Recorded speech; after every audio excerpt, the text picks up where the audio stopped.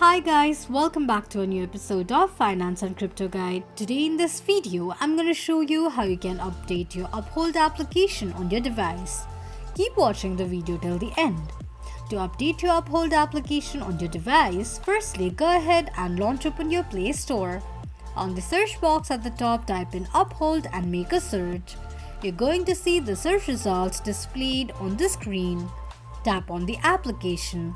Now all you need to do is click on update button to update the application, but as you can see there is no update available in my case, so I won't be able to do so.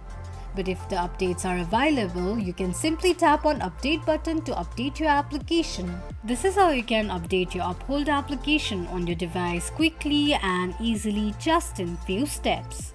If you have any thoughts or queries, let us know in the comments section. Don't forget to subscribe to our channel. Also press the notification bell icon so that YouTube will notify you whenever we post a new video. I hope this video was helpful to you. Thank you so much for watching.